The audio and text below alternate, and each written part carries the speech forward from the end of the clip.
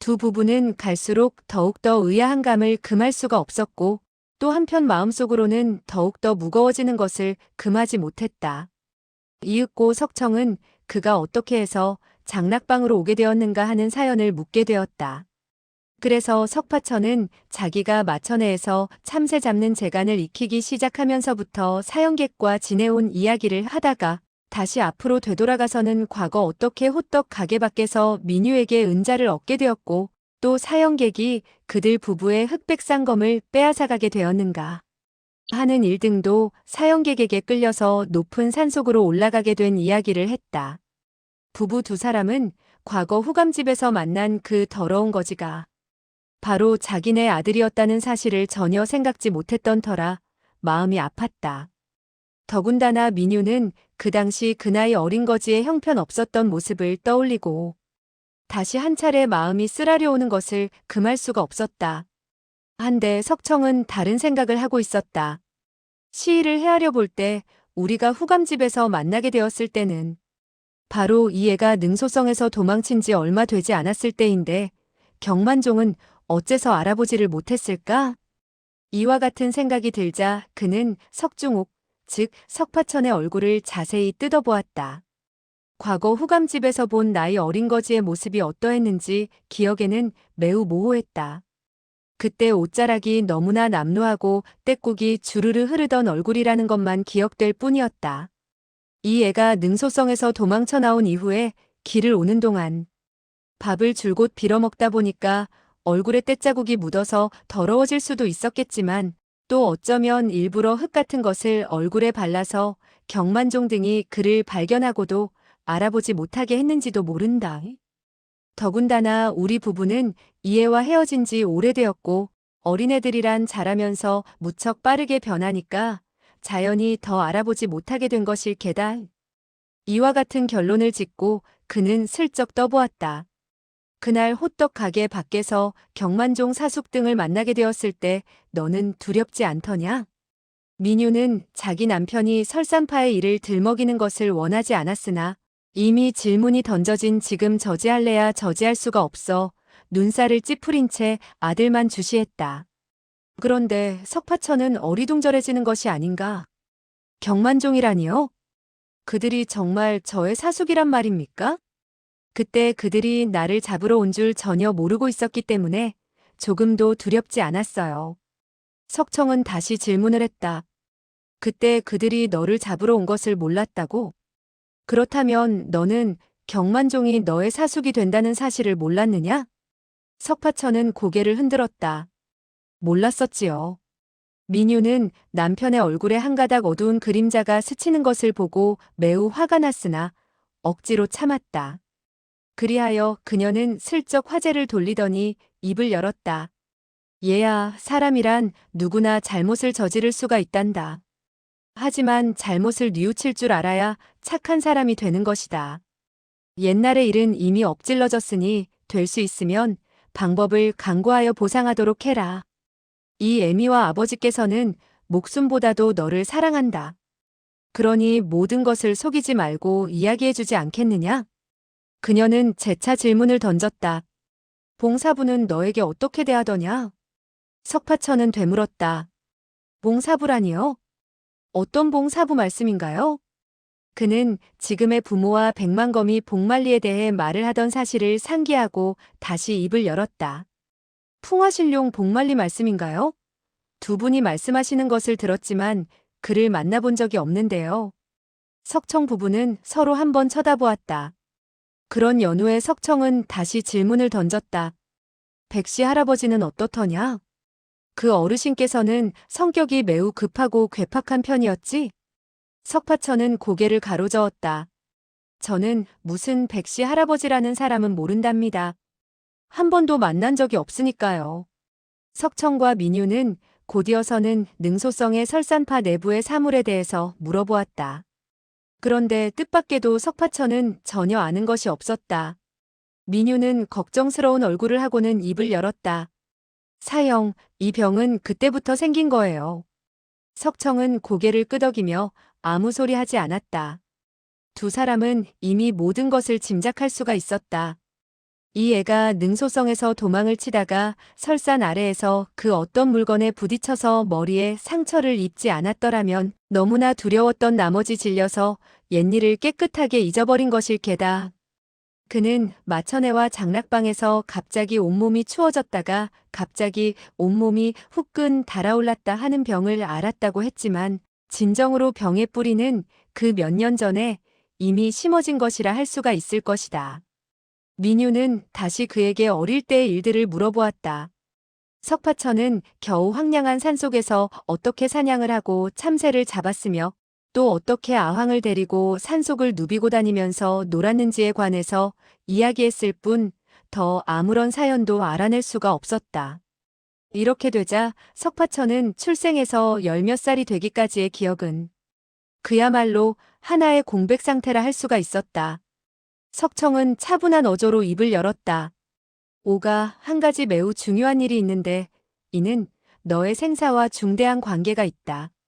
설산파의 무공을 너는 도대체 얼마나 배웠느냐? 석파천은 약간 어리둥절해졌다. 저는 바로 토지묘에서 그들이 검수를 연마하는 것을 보고 약간 외웠을 뿐이지요. 그들은 매우 화를 내었지요. 혹시 그래서 저를 죽이려고 하는 것이 아닐까요? 아버지, 그 백대엽은 자꾸만 내가 설산파의 제자라고 우기는 것은 어떤 연유인지 이해가 되지 않는군요. 그런데 저의 다리에는 정말 설산검법이 남긴 흉터가 있었답니다. 아, 석청은 민유에게 정중히 입을 열었다. 3회 나는 다시 이의 검법을 시험해봐야겠소. 그리고 그는 장검을 뽑아들고서는 석파천에게 말했다. 너는 내가 배운 설산검법으로 이 애비와 대련을 해보도록 하자. 내가 알고 있는 초식을 절대 속임없이 다 펼쳐야 할 것이다. 민유는 즉시 자기의 장검을 석파천의 손에 쥐어주고 석파천을 향해 격려하려는 뜻에서 방긋 웃어 보여주었다. 이윽고 석청은 천천히 검을 뻗쳐내 석파천을 찔러왔다. 석파천은 검을 들어 막았는데 사용하는 것은 설상검법에 있는 삭풍울기라는 일초였다. 그런데 그 검초는 비슷하면서도 달랐으며 그야말로 빈틈투성이었다. 석청은 눈살을 살짝 찌푸리며 그의 장검과 서로 맞닥뜨리지 않도록 즉시 초식을 변화시키면서 말했다. 너는 그저 아무 염려 말고 반격을 하는 것이 좋겠다. 석파천은 공손히 대답했다. 네. 그리고는 비스듬히 일검을 내리쪼개듯 후려쳤는데 검으로 칼을 쓰는 것 같았으며 금오도법 가운데의 일초 같기도 했다. 틀림없이 검법은 아니었다. 석청은 장검을 질풍과 같이 찌르면서 점차적으로 바싹 석파천을 몰아세우면서 속으로 생각했다. 이 아이가 제 아무리 눈치가 빠르고 영리하다 하더라도 무공에서 나를 속일 수는 없을 것이다. 무릇사람이 생사의 고빗길에 이르게 되었을 적에는 결코 검법으로 가장할 수는 없는 노릇이다. 그 즉시 그는 매 1초마다 하나같이 그의 요해를 노리고는 찔러왔다. 그렇게 되자 석파천은 속으로 약간 당황해져서는 자기 자신도 모르게 자연히 다시 천어와 대결을 갖게 되었을 때처럼 검을 칼로 삼아서는 마구잡이로 금오도법을 펼쳐내는 것이었다. 석청은 질풍노도와 같이 검을 뻗쳐내는데 그 움직임이 더욱더 빨라지고 있었다. 석파천은 이것은 자기의 아버지와 대련을 하는 것임을 알고 있었기 때문에 금오도법을 휘두르게 되었을 때에 자기가 쥐고 있는 검에 전혀 내력을 돋우지 않고 그저 초식만 펼쳐내고 있었기 때문에 자연히 조금도 위력을 나타낼 수가 없었다. 만약에 석청이 상대하고 있는 사람이 자기의 아들이 아니고 또한 그를 죽음으로 몰아넣고자 했더라면 제11초를 펼치게 되었을 때 이미 검으로 그의 가슴팍을 관통시킬 수 있었을 것이고 제13초를 펼치게 되었을 때는 더욱더 검을 비스듬히 휘둘러 그의 반쪽 머리통을 잘라버릴 수도 있었다. 그런가 하면 제18초를 펼치게 되었을 때 석파천은 더욱더 문호를 활짝 열어젖히고 가슴팍과 아랫배는 물론이고 왼쪽 어깨와 오른쪽 다리 등 네 곳에 동시에 빈틈을 드러내었다. 석청은 자기 처인 민유에게 시선을 한번 던지며 고개를 한번 흔들어 보이고는 장검을 곧장 가운데로 뻗쳐내어서는 석파천의 아랫배를 찔러왔다. 석파천은 손발이 어지러운 상태에서 마구잡이로 돋법을 휘둘러대게 되었는데 창 하는 소리가 나면서 석청의 손에 들린 장검이 즉시 충격을 받고 허공으로 날아올랐다. 동시에 그는 가슴팍이 답답해지면서 숨을 제대로 쉴 수 없는 것을 느끼고 대뜸 뒤로 잇따라 너댓걸음을 물러서야 했는데 하마터면 제대로 서지를 못하고 쓰러질 뻔했다. 석파천은 그와 같은 광경을 보고는 불쑥 부르짖었다. 아버지, 괜찮으세요? 그리고 그는 장검을 내던지고는 앞으로 달려나와 석청을 부축했다. 석청은 머리가 어지러질해지는 것을 느끼고 급히 숨을 멈추고서는 손을 내저어 석파천에게 가까이 다가오지 말라는 신용을 했다. 원래 석파천이 사람과 손을 쓰게 되자 몸 안의 극독이 자연히 내력의 핍박을 받아서는 터져나오게 되었던 것이다. 그런데 다행히도 석청은 처음부터 그와 같은 사정을 알고 있어서 진기를 끌어모아서는 숨을 들이마시지 않았다. 그렇기 때문에 중독이 되어 쓰러지는 애군을 면하게 되었지만 도끼의 침입은 막지 못해서 그만 머리가 어지러워지고 빠개지는 것처럼 아픔을 느꼈던 것이다. 민유는 남편이 걱정되어 재빨리 앞으로 달려나와 부축을 하고는 고개를 돌리고 석파천을 나무랐다. 아버님께서 너의 무공을 시험해 보시는 것뿐인데 어째서 손을 쓰는 것이 그토록 대중이 없느냐? 석파천은 무척 황송한 생각이 들었다. 아버지, 제가 잘못했어요. 상처는 입지 않으셨겠지요? 석청은 그가 무척 절박한 관심을 보여주는 언행에 대해서 크게 위로를 받는 동시 마음속으로는 흐뭇해져서는 빙그레 웃으면서 기식을 조절한 이후에 입을 열었다. 아무런 상처도 입지 않았다. 그리고 그는 자기의 처인 민유를 바라보며 입을 열었다. 3회 당신은 오가를 탓하지 마시오. 그는 정말 설산파의 권법을 배우지 못했소. 그가 진정으로 펼칠 수 있고 거둬들일 수 있었더라면 자연히 나에게 무례한 행동은 하지 않았을 것이오. 그런데 이 아이의 내력이 정말 고강해서 이 무림에서 이 아이를 쫓아갈 수 있을 만한 사람은 아마 몇 되지 않을 것이오. 민유는 평소 자기 남편이 일반 무림에 몸을 담고 있는 인사들에 대해서 좀처럼 칭찬을 하지 않는다는 사실을 잘 알고 있었다. 그런데 이제 그가 그토록 사랑하는 아들에 대해서 칭찬을 아끼지 않는지라 그만 흐뭇해진 나머지 온 얼굴에 화사한 미소를 띄웠다. 그러나 이 아이의 무공이 너무나 생소하고 딱딱하군요. 역시 아버지 되는 사람이 한번 잘 가르쳐 주어야 하겠어요. 석청은 웃었다. 당신이 그 토지묘에서 이미 이 아이에게 권법을 가르쳐 주지 않았소? 그런 점으로 미루어 볼 때 꾸러기인 아들을 가르치는 데 있어서는 엄한 부친보다 인자한 어머니가 나은 것 같구려. 민유는 방긋 웃었다. 부자 두 사람이 모두 다 배가 고플 거예요. 그러니 우리는 식사를 하러 가도록 하지요. 이런저런 질문과 대화를 주고받는 동안 그들은 어느덧 조그만 고을에 도달하게 되었다. 객점으로 들어가 그들은 음식을 시켰다. 민유는 너무나 기뻐서 평소보다 한 보시기의 밥을 더 먹기까지 했다. 그들은 객점에 들어가 반나절을 쉬었다가 나온 뒤 석파천과 함께 으슥한 산골로 들어갔다. 황량하고도 외진 산골짜기로 들어서게 되자 석청은 즉시 권법의 정묘한 뜻이 어디에 있는가를 아들에게 들려주었다. 석파천은 이 몇 달 동안 직접 고수들을 만나 상대를 해보았기 때문에 무학지도를 어느 정도 터득을 하고 있었다. 그런데 이때 석청과 같은 대가가 다시 지도를 해주고 설명을 해주게 되자 대뜸 확연히 깨닫는 바가 있었다. 산오파는 그를 제자로 받아들이기는 했으나 같이 보낸 시일이 그렇게 많지 않은 편이었고 또한 73초의 금오도법을 전수한 이후에 즉시 헤어지고 말았기 때문에 석청과 같이 이토록 상세하게 지도할 여가가 없었다고 할 수 있었다.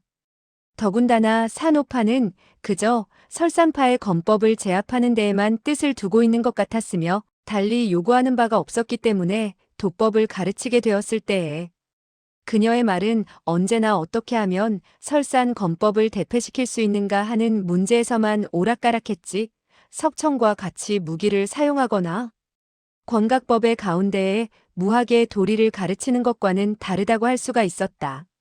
석청 내외는 차례로 그와 대련을 가지게 되었는데 그의 초식에는 빈틈이 너무나 많은 것을 보고는 수시로 지도를 했다. 그렇기 때문에 그날 민유가 토지묘에서 아무 소리 하지 않고 초식을 가르쳐 줄 때보다 자연히 간단명료했고 또한 신속하기 이를 데 없었다. 거기다가 석파천은 일단 의문과 어렵게 느껴지는 점이 있으면 즉시 질문을 했다. 석청 내외는 그의 질문을 들어볼 때에 무학에 있어서 가장 조잡하고 얕은 도리마저도 전혀 아는 것이 없는 것을 보고는 상세히 설명을 해주었다. 설명을 해준 이후에 설산파가 그토록 옹졸하고 치사하게 실이 무공을 감추고 가르치지 않았을 뿐만 아니라 아들에 대한 푸대접에 대해서 똑같이 대단한 분노를 느끼지 않을 수가 없었다. 더구나 석파천은 공력이 심후하여 점심때부터 저녁까지 전심전력으로 검법을 연마해도 얼굴 하나 붉히지 않았고 수만 번 가쁘게 쉬지 않았다. 오히려 그를 가르치고 대련을 한 석청 부부가 지쳐 땀을 뻘뻘 흘렸다. 이와 같이 하기를 7, 8일. 석파천은 신속한 진보를 보였다. 석청 부부가 전수해준 상청관 검법까지도 터득하게 되었다. 이동안 석청 부부는 식사할 때와 잠시 숨을 돌리려고 쉬게 될 때 과거의 일을 이야기하도록 석파천을 유도했다. 그의 기억을 회복시키기 위한 한 방법이었던 것이다. 한데 석파천은 장락방의 총타에서 크게 앓고 난 이후의 일을 보다 뚜렷하게 기억하고 있었다. 조그만 일도 분명히 기억하고 설명했다. 그러나 일단 어린 시절 현소장에서 있었던 일들과 능소성에서 무예를 가르침 받은 경과에 대해서 질문을 하게 되면 석파천은 그만 두 눈이 휘둥그레져서는 어떻게 대답해야 할 바를 모르는 것이었다.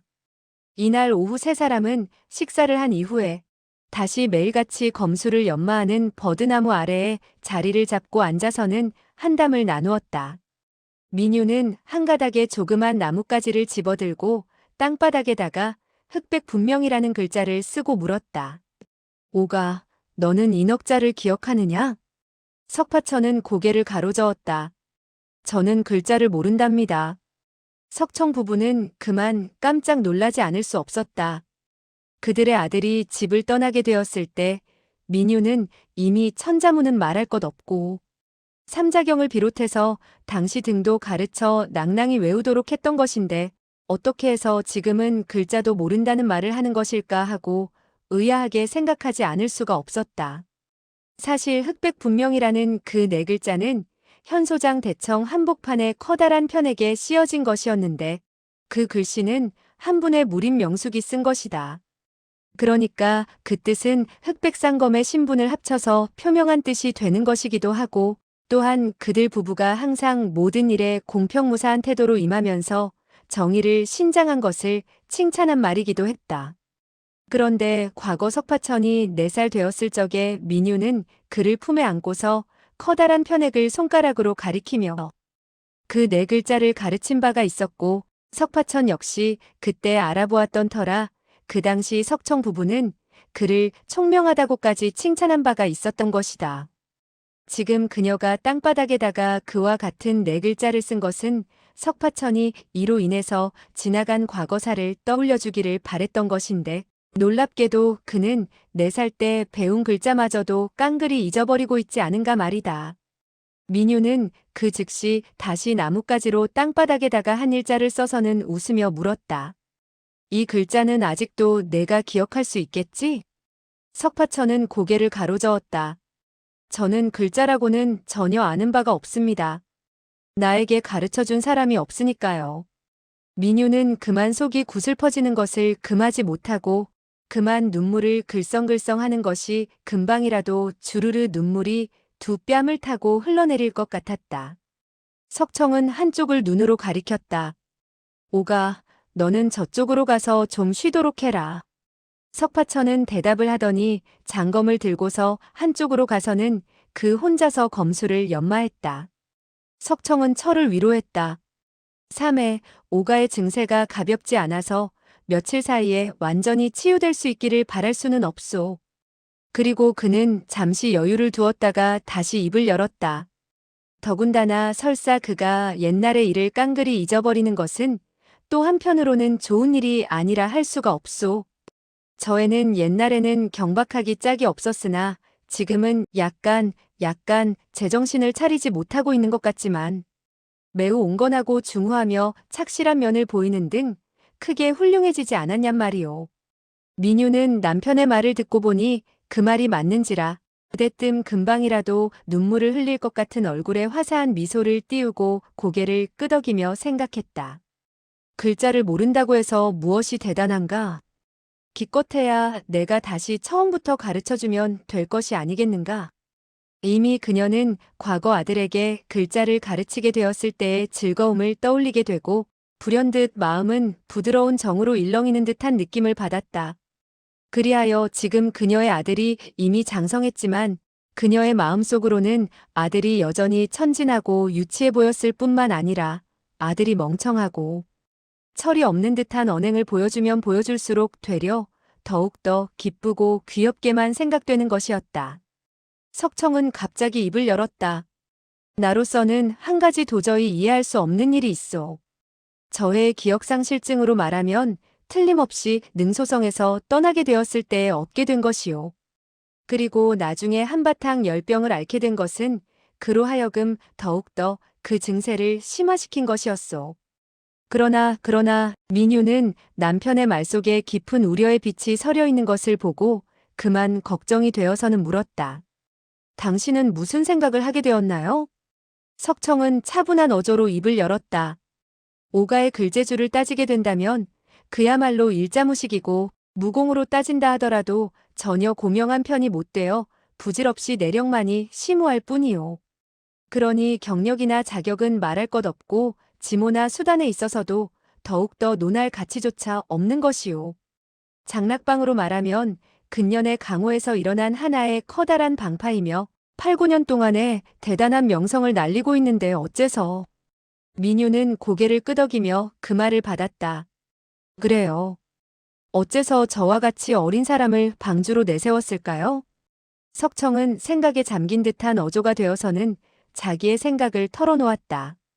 그날 우리가 서주에서 노동사몽을 만나 이야기를 나누게 되었을 때에 그들은 장락방을 창시한 방주의 이름은 동방횡이라 했으며 그렇게 대단한 인물이 못 되나 그를 떠받드는 그의 부수격인 착수해춘 폐해석은 매우 대단하다고 했는데 어떻게 되었길래 방주가 한 명의 젊은이인 석파천으로 바뀌었느냐 하는 것이요.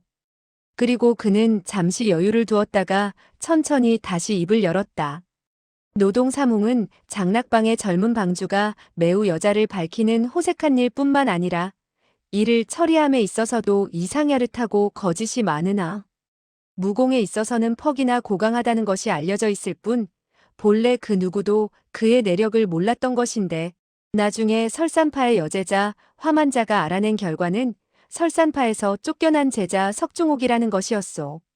그리하여 설산파는 정의 장락방으로 찾아가 그들에게 따졌다고 하더구려.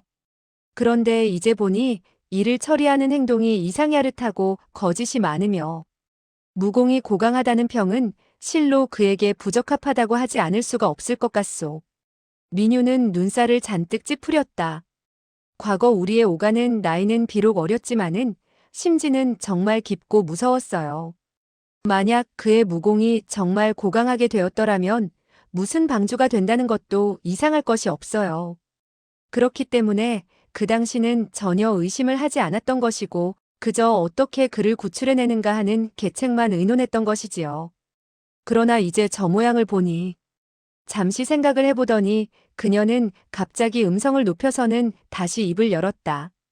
사형, 이 가운데는 틀림없이 어떤 중대한 음모가 게재되어 있을 것 같군요. 사형은 생각해보세요. 착수의 춘패 의원은 얼마나 똑똑하고 능력이 많은 인물이냔 말이에요. 거기까지 이야기했을 때 마음속으로 두려움을 느낀 나머지 말하는 소리마저도 떨려왔다. 석청은 약간 마음이 초조해진 듯 두 손으로 뒷짐을 진 이후 버드나무 아래에서 서성거리며 몇 바퀴 원을 그리더니 입으로 끊임없이 되풀이해서 중얼거리는 것이었다. 그를 방주로 세운 것이 무엇 때문일까? 도대체 무엇 때문이냔 말이다. 그리하여 그가 5번째 원을 돌게 되었을 때에 마음속으로 어느덧 모든 것이 환히 밝혀지는 듯한 느낌을 갖게 되었다. 모든 상황과 일들이 모두 다 딱딱 들어맞는 것이었다.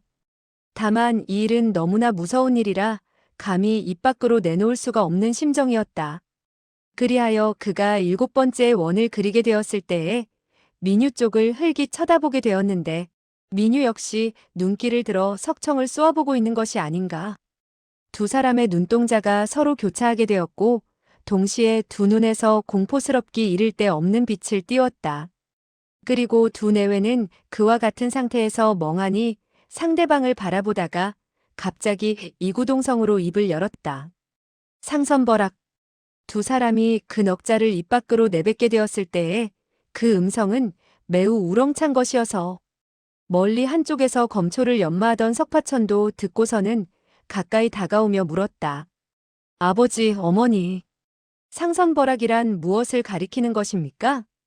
철차회에서도 듣고 상청관에서도 여러 번 말씀하시는 것을 들었습니다. 석청은 되물었다. 장삼과 이사가 너의 결의 형제를 맺게 되었을 때 내가 장락방의 방주라는 것을 몰랐느냐? 석파천은 생각해보고 대답했다. 그들은 아무 말이 없었어요. 10중 8구 모를 거예요. 석청은 다시 입을 열었다. 독주를 마실 때 그들의 행동이 어떠했는지 좀 자세히 말해주련? 석파천은 의아한 얼굴이 되었다. 그게 독주였습니까? 그러면 제게 왜 중독되지 않았지요? 그리고 석파천은 그 당시의 이야기를 자세히 말했다. 석청은 그의 이야기가 막 끝난 이후에 잠시 동안 생각해 보더니 겨우 입을 열었다. 오가, 한 가지 일에 대해서 반드시 너에게 분명히 말해주어야겠다. 다행히 아직까지는 만회할 수 있으니 너 역시도 놀라거나 당황해할 것은 없다. 그리고 잠시 여유를 두었다가는 그는 계속해서 말을 이었다. 30년 전 무림에서는 많은 커다란 문파와 커다란 방파의 순회자들이 갑자기 차례로 초청을 받았는데 그것은 그들이 동짓날 남해에 있는 협객도로 가서는 팥죽을 먹어야 한다는 것이었다. 석파천은 고개를 끄덕여 보였다. 그래요. 모두들 협객도로 가서 동지 팥죽을 먹으라는 소리를 들으면 매우 두려워했는데 어떤 이유인지 저로서는 잘 모르겠군요. 동지 팥죽에 독이라도 있나요? 석청은 가만히 고개를 한번 흔들었다. 그것은 그 누구도 모르는 일이다. 그 대문파와 대방회의 순회자들은 동패, 즉 구리패를 초청장으로 받았던 것인데 석파천은 불쑥 입을 열고 물었다. 구리패로 초청장을 삼았다면 바로 그 두 조각의 구리패를 말하는 것인지요? 석청은 다시 고개를 끄덕였다. 맞았다. 바로 내가 조허 400부의 몸에서 찾아낸 그 두 조각의 구리패이다. 한 조각의 구리패에는 하나의 웃는 얼굴이 새겨져 있는데 그것은 선한 일을 한 사람에게 상을 내린다는 것이고 다른 한 조각의 구리패에는 노기를 띤 얼굴이 새겨져 있는데 그것은 바로 악한 일을 한 사람을 벌한다는 뜻이다. 그리고 그 구리패를 전달한 사람은 한 명은 뚱뚱하고 한 명은 비쩍 마른 두 동자였다. 석파천은 되물었다. 동자라니요? 그는 이미 장삼과 이사를 말하는 것임을 헤아려 보았지만은 그들을 동자라고는 할 수가 없었기 때문에 그와 같은 질문을 던진 것이었다. 석청은 차분한 어조로 설명을 했다. 그것은 30년 전의 일이니 그들 두 사람은 그때 아직도 나이가 어렸던 것이다. 각 문파와 방회의 순회자들은 구리패의 초청을 받고는 초청을 한 주인이 누구냐고 묻게 되자 그 두 명의 사자는 갑인에서 협객도에 이르게 된다면 자연히 알게 된다고 했다. 그런가 하면 또한 만약에 초청을 받은 사람이 약속한 대로 찾아가 준다면 물론 아무 일이 없겠지만 그렇지 않을 때 초청받은 그 사람의 문파나 방회는 커다란 화를 당하게 될 것이라고 했다. 따라서 그들은 나타난 즉시에 갈 것이냐, 가지 않을 것이냐 하는 문제를 놓고 따졌단다. 그런데 가장 먼저 구리패에 초청을 받게 된 사람은 천서 청성파 장문인인 욱산 도장이었다. 그리고 그는 이번에는 잠시 여유를 두었다가 무거운 어조로 다시 입을 열었다. 구리패에 초청을 받게 된 욱산 도장은 두 조각의 구리패를 손에 쥐고서는 내력을 돋우어서는 두 조각의 구리패를 녹여서 두 무더기에 쓸모없는 구리 조각으로 만들어버렸다. 이는 원래 그 당시 무림을 진동시킨 바 있는 독보적인 내공이었으며 욱산 도장이 바라는 것은 그 두 명의 건방지고 오만한 동자가 어려움을 알고 물러서도록 하자는 것이었다. 그런데 그가 막 그 구리패를 망가뜨리게 되었을 때 그 두 명의 동자는 갑자기 내 손을 일제히 뻗쳐내어서는 욱산 도장의 가슴팍을 후려쳐 대뜸 천서 무림의 영도 자격인 욱산 도장을 그 자리에서 쳐 죽이고 말았단다. 석파천은 자기도 모르게 탄성을 발했다. 아, 손을 쓰는 것이 그토록 악독하다니. 석청은 석파천이 하는 말에 아무런 평도 하지 않고 이야기를 계속했다. 그렇게 되어 청성파의 무도사들은 자연히 때를 지어 두 동자를 공격하게 되었는데 그 당시 두 동자의 무공은 아직도 나중에 이르러 보여준 것처럼 절정의 경지에 도달하지 못했다. 그들 두 동자는 즉시 두 자루의 장검을 도사들로부터 빼앗아서는 세 명의 도사를 죽이고 즉시 도망을 쳤다. 그 당시 청성파의 기세나 세력은 엄청난 것이었고 욱산 도장 또한 엄청난 명성과 덕망을 누리던 사람인데 청성파로 찾아온 두 명의 이름이 알려지지 않은 동자에 의해 살해를 당했음은 물론 살해를 한 두 동자가 무사히 물러갔다는 사건은 그만 반달 안에 무림에 널리 소문이 퍼지게 되었단다. 석청은 잠시 여유를 두었다가 다시 말을 이었다. 그런데 그 사건이 터진 이후 20날이 지나게 되었을 때에 유주 서촉표국의 조노 표국사가 크게 잔치를 벌여서는 환갑을 기리게 되어서 자연히 축하를 하러 온 손님들이 무척 많았다. 그런데 그 두 명의 동자가 그 장소에 청하지도 않았는데 나타나서는 구리패를 올리는 것이었다. 그런데 무축하객들은 본래 청성파의 사건을 이야기하고 있던 중이었던지라 두 동자가 나타나서 구리패를 내미는 것을 보자 그만 공분을 일으키게 되어 모두 다 앞으로 달려나와 두 명의 동자를 포위 공격하게 되었으나 뜻밖에도 두 명의 동자는 여유 있게 무사람들의 소나기에서 빠져나갔다. 그리고 사흘 후 서촉표국은 조노 표국사 이하의 표사들은 말할 것 없고 쟁자수 등 30여 명이나 되는 사람들이 모두 다 비명 행사하고 말았고 다만 늙고 연약한 사람이나 여인들과 어린애만 죽이지 않았다는구나. 그리고 놀랍게도 표국의 대문에는 바로 그 두 조각의 구리패가 박혀 있었다는구나. 석파천은 그 이야기를 듣고 그만 한숨을 내쉬었다. 아, 제가 가장 먼저 두 조각의 구리패를 보게 된 것은 비어방의 무리들이 떼죽음을 당한 곳의 선실문에서였어요. 그런데 그것이 바로 염라대왕이 보내온 초청장인 줄 어찌 생각이나 했겠어요. 석청은 석파천을 한번 바라본 이후 입을 열었다. 그 사건이 퍼져나가게 되자 모두들 소림사로 달려가 소림파의 장문인인 묘체대사를 영도자로 삼아서는 두 동자에게 대항코자 했다. 그런데 많은 사람들이 소림사로 몰려가게 되었을 때에 소림사의 승려들은 방장대사가 운유를 떠난 이후 아직도 돌아오지 않았다는 것이며 얼렁뚱땅 얼버무리려고 하는 것이 전혀 사실인 것 같지 않았다. 그리하여 모든 사람들은 그만 무당산으로 달려가 무당파의 장문인 우다 도장을 찾아보려고 했다. 그런데 무당산으로 올라가게 되었을 때 집무관의 도사들은 하나같이 근심의 눈썹을 잔뜩 찌푸리고 고통스러운 표정을 짓고서 역시 장문인께서는 외출을 하셨다는 것이었다. 무사람들은 그와 같은 일을 당하게 되자 자연히 이런저런 추측을 하게 되었고 그러한 추측 끝에 두 분 당세의 무림에서 절정의 고인들이 갑자기 동시에 실종된 것은 협객도에서 보내온 사자의 독수에 걸려서 돌아가신 것이 아니면 화를 피하기 위해서 숨어버린 것이라고들 짐작을 하게 되었다. 따라서 별 수 없어진 그들 무리들은 오대산의 선본 장로 곤륜파 고백도장이 공동으로 나서서는 무림의 각 대문파의 장문인들을 초청해서는 대책을 강구하기에 이르렀고 동시에 많은 사람들을 사방으로 내보내서는 그 두 사자의 행방을 탐지하도록 했다.